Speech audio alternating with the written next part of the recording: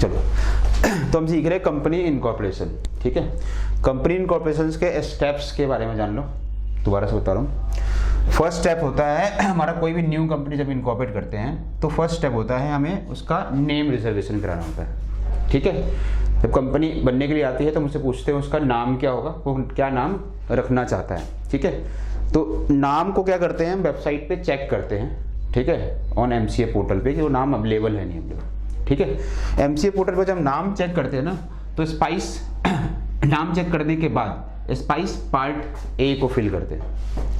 ठीक है, spice part A में कंपनी का जो प्रपोज नेम है कि हम क्या नाम रखना चाहते हैं उसके according spice part A form को फिल करते हैं कि किस टाइप की कंपनी बना रहे हैं हम, प्राइवेट लिमिटेड बना रहे हैं कंपनी, लिमिटेड कंपनी बना रहे हैं, OPC कंपनी बना रहे हैं, या फिर सेक्शन 8 कंपनी बना रहे हैं, या अलग बना रहे हैं। तो उसके अकॉर्डिंग हम अपना नाम कंपनी टाइप डाल के हम नाम डालते हैं और नाम डाल के उसको उसकी फीस पेमेंट करते हैं जो कि 1000 रुपये की होती है।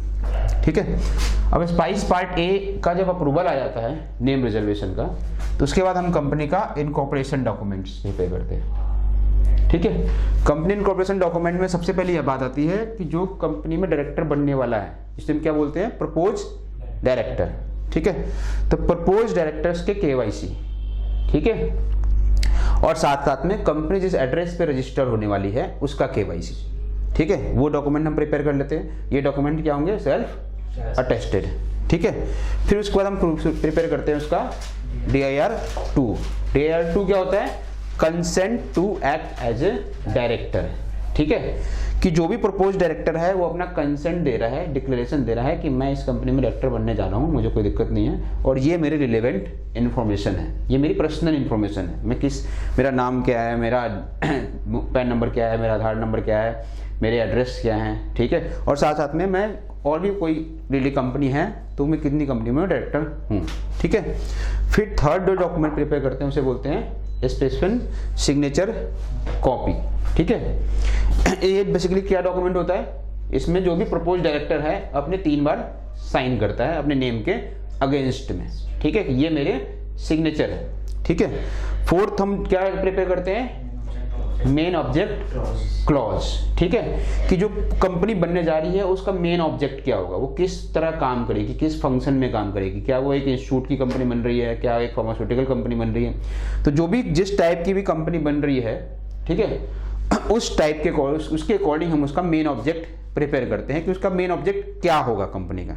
ठीक है, फिर कंपनी की इंफॉर्मेशन प्रिपेयर करते हैं कि कंपनी जहाँ पे रजिस्टर हो रही है उसको अगर पैन और टैन रजिस्टर भी साथ साथ में कराना जो कि मैंडेटरी है, तो उसके पैन और टैन के AO कोड क्या होंगे। ठीक है, तो इन सारे रिलेवेंट इन्फॉर्मेशन को हम क्या करेंगे, प्रिपेयर कर लेंगे और अपने पास रख लेंगे। ठीक है, फिर जब डॉक्यूमेंट्स और इन्फॉर्मेशन प्रिपेयर हो गई उसके बाद हम क्या करते हैं, हम ऑनलाइन MCA पोर्टल पे फिल करते हैं। ठीक है, MCA पोर्टल पे ऑनलाइन फॉर्म को फिल करते हैं। अब फॉर्म कौन कौन से फिल होते हैं, तो पहला फॉर्म फिल होता है spice part B। Spice part B basically एक इनकॉर्पोरेशन फॉर्म है, इसी के थ्रू कंपनी इनकॉर्पोरेट हो रही है। इसमें क्या डिटेल आती है स्पाइस पार्ट B में कि आपकी कंपनी कहाँ पे रजिस्टर्ड हो रही है, उसका एड्रेस क्या है। ठीक है, प्रपोज कितने डायरेक्टर इसके अंदर कंपनी में बनने वाले हैं, डायरेक्टर कितने हैं, शेयर होल्डर कितने हैं। ठीक है, कौन से डायरेक्टर्स के पास DIN नंबर है, कौन से डायरेक्टर के पास DIN नंबर नहीं है। जिनके पास DIN नंबर है उनके डॉक्यूमेंट अटैच करने हैं और जिनके DIN नंबर नहीं है उनके भी डॉक्यूमेंट हमें यहाँ पे अटैच करने होते हैं। साथ ही उनकी इन्फॉर्मेशन डालनी होती है, उनके मोबाइल नंबर क्या है और उनके ईमेल ID क्या है। ठीक है, साथ साथ में हमें बताना होता है कि जो भी कंपनी का पैन और टैन का AO कोड क्या होगा, और इसी फॉर्म में प्रोफेशनल अपने आप को प्रोफेशनल सर्टिफाई करता है। ठीक है, तो स्पाइस पार्ट B को हम फिल करते हैं जिसके थ्रू कंपनी इनकॉर्पोरेट होती है। ठीक है, फिर साथ में हमें उसका मेमोरेंडम ऑफ एसोसिएशन भी प्रिपेयर करना होता है। ठीक है, मेमोरेंडम ऑफ एसोसिएशन EMOA है, सारा इलेक्ट्रॉनिक फाइल होता है। तो हमें साथ में जो हमने यहाँ पे MOA ड्राफ्ट किया है, मेन ऑब्जेक्ट क्लॉज कंपनी का ड्राफ्ट किया है, उसे हमें कहाँ डालना होता है, मेमोरेंडम ऑफ एसोसिएशन में। ठीक है, और साथ में हम इसके साथ साथ मेन ऑब्जेक्ट के साथ उनके अदर ऑब्जेक्ट क्या होंगे, एंसिलरी ऑब्जेक्ट जिसको बोलते हैं। ठीक है, मेन ऑब्जेक्ट के अलावा इस ऑब्जेक्ट को अटेन करने के लिए, इसको अचीव करने के लिए कंपनी और भी क्या स्टेप लेगी, ठीक है, उसको भी इसके अंदर हम राइट करते हैं। ठीक है। और इसी फॉर्म में जो शेयर होल्डर हैं कंपनी के, जो कि कंपनी के एक्चुअल ऑनर होते हैं, एक्चुअल ऑनर कंपनी के डायरेक्टर नहीं होते, कौन होता है, शेयर होल्डर होते हैं। तो जो शेयर होल्डर हैं उन शेयर होल्डर कितने इसके अंदर शेयर होल्डर हैं और ईच शेयर होल्डर ने कितने रुपए का शेयर एप्लीकेशन मनी सब्सक्राइब्ड किया है, उसको भी इसी के अंदर हम डिफाइन करते हैं कि कंपनी की टोटल ऑथराइज कैपिटल इतनी होगी और इस ऑथराइज में से कंपनी ने इतना पेड अप शेयर कैपिटल या सब्सक्राइब करवाया है, शेयर होल्डर ने सब्सक्राइब किए हैं, सब्सक्राइब कैपिटल। फिर उसके बाद हम एक फॉर्म प्रिपेयर करते हैं जिसे बोलते हैं article of association. Article of association basically companies के रूल्स एंड रेगुलेशंस हैं, rights, rules, regulation, duties and power. ठीक है, ये कंपनी की जब इनकॉर्पोरेट हो रही है तो उसके रूल्स लिखे जाते हैं इसके अंदर में। ठीक है, तो ये ऑलरेडी मिनिस्ट्री की वेबसाइट पे डिफाइंड है, हम वहां से टेबल सेलेक्ट करते हैं। ठीक है, according to the nature of company, और उस टेबल के अकॉर्डिंग हम क्या करते हैं, एमओए को प्रिपेयर करते हैं और जहां भी चेंजेस की रिक्वायरमेंट होती है वहां पे हम इसको चेंज करते हैं। ठीक है, फिर साथ साथ में एमओए और एओए में दोनों में सब्सक्राइबर जो होते हैं एमओए को, उसकी डिटेल जाएगी। ठीक है, फिर फोर्थ फॉर्म फाइल करते हैं, प्रिपेयर करते हैं जिसे बोलते हैं agile pro. Agile pro form क्या है, जिसमें पीएफ, ईएसआई, जीएसटी मैंडेटरी नहीं है, अगर लेना चाहे तो ले सकते हैं। ठीक है, तो एजाइल प्रो फॉर्म क्या है, इनकॉर्पोरेशन के साथ साथ ही मिनिस्ट्री ने हमें अदर रजिस्ट्रेशन का भी ऑप्शन दिया, जैसे जीएसटी नंबर। ठीक है, उसके अलावा कंपनी का पीएफ नंबर, ईएसआई नंबर और प्रोफेशनल टैक्स नंबर। ठीक है, कि आप जब कंपनी बना ही रहे हो तो आपको इन सब नंबर की भी जरूरत पड़ेगी, तो आप साथ साथ में ये वाला फॉर्म भी फिल करो, और जो कि मैंडेटरी फॉर्म है। ठीक है, एजाइल प्रो में हम एक चीज छोड़ सकते हैं, क्या, जीएसटी नंबर, कि हम भी जीएसटी नंबर नहीं लेना चाहते हैं, लेकिन एजाइल प्रो के साथ जैसे ही ये फॉर्म फिल होगा उसके साथ ईएसआई और पीएफ अपने आप आपका जनरेट होगा। और अगर आप उस स्टेट में फॉल करते हो जहाँ पे रजिस्टर हो रही है कंपनी, वहाँ पर अगर प्रोफेशनल टैक्स आ रहा है रजिस्ट्रेशन, ठीक है, तो साथ साथ में आपको प्रोफेशनल टैक्स नंबर भी मिलेगा। ठीक है, इसमें जो डॉक्यूमेंट अटैच होते हैं वो अलग होते हैं। ठीक है, इसमें बेसिकली डॉक्यूमेंट अटैच होता है ये वाला स्पेसिफिक सिग्नेचर कॉपी। ठीक है, ये एक डॉक्यूमेंट अटैच होता है। ठीक है, फिर INC 9, ये आप जैसे ही स्पाइस पार्ट बी भरोगे और एजाइल भरोगे उसके अकॉर्डिंग अपने आप ये INC 9 प्रिपेयर होगा। बेसिकली एक एफिडेविट है, डायरेक्टर एक एफिडेविट साइन कर रहा है। ठीक है, कि हम कंपनी में डायरेक्टर बनने जा रहे हैं, प्रपोज डायरेक्टर हैं, और हम कोई पब्लिक से कोई एक्सेप्टेंस नहीं लेंगे, पब्लिक डिपॉजिट नहीं लेंगे कंपनी से, हम अभी तक कोई क्रिमिनल एक्टिविटी, हमारा कोई बैकग्राउंड नहीं है। ठीक है, ये सारी चीज़ें इसके अंदर होती हैं जो कि होती है। अब ये सारे फॉर्म्स जब हम प्रिपेयर कर लेते हैं और फिल कर लेते हैं तो इसे हम सबमिट करने का क्या करते हैं, डाउनलोड करते हैं। ठीक है, डाउनलोड करके फॉर्म PDF फॉर्म में हमारे पास आ जाती है, क्योंकि ये सारे फॉर्म्स कौन से हैं, ऑनलाइन फॉर्म्स हैं, ई फॉर्म्स हैं। ठीक है, तो जो PDF फॉर्म्स आ गई तो उसमें हम क्या करते हैं, उसके बाद हम इन सारे फॉर्म्स को डिजिटली साइन करते हैं।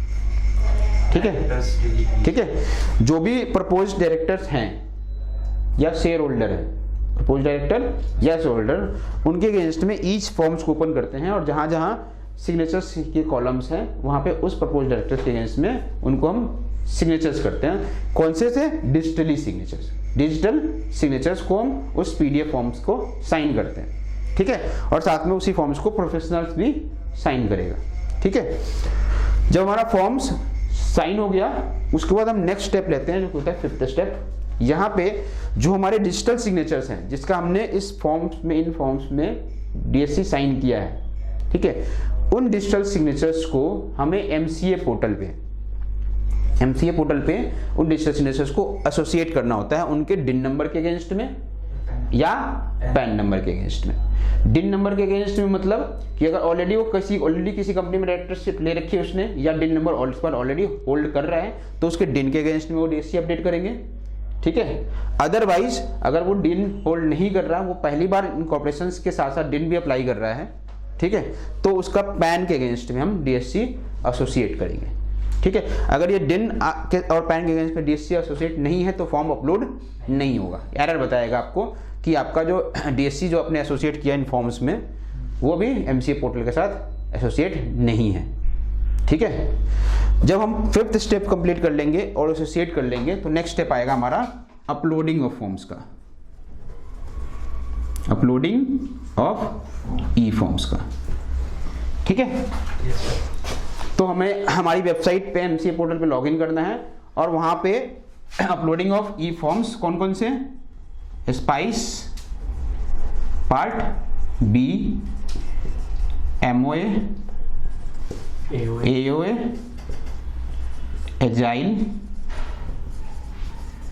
प्रो और INC 9 जो आपने डिस्ट्री साइन किए हैं, इन फॉर्म्स को आप वेबसाइट पे अपलोड करोगे इसी क्रम में।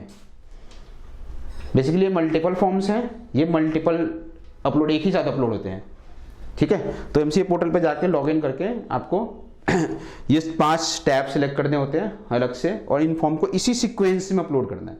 ऐसा नहीं करना कि पहले वाले में आपने स्पाइस लगा दिया और दूसरे वाले में INC 9 लगा दिया। इसी सीक्वेंस में ये सारे फॉर्म एक साथ अपलोड होंगे, ठीक है। अपलोड के बाद आपका क्या जनरेट होगा, चालान, ठीक है। तुम क्या करेंगे, पेमेंट ऑफ चालान। जो भी आपका चालान निकल के आएगा, एक चालान निकल के आएगा जो कि होगा पैन और टैन का, पैन एंड टैन का। एक चालान किसका होगा, पैन एंड टैन का, ठीक है। और दूसरा चालान होगा आपके स्टाम्प ड्यूटी का, ठीक है। 2 चालान जनरेट होंगे, पहला पैन टैन का पे होगा, फिर उसके बाद स्टाम्प ड्यूटी का पे होगा। दोनों जब चालान हमारे पे हो जाएंगे तो ये फॉर्म मिनिस्ट्री को सबमिट हो गया इनकॉर्पोरेशन के लिए।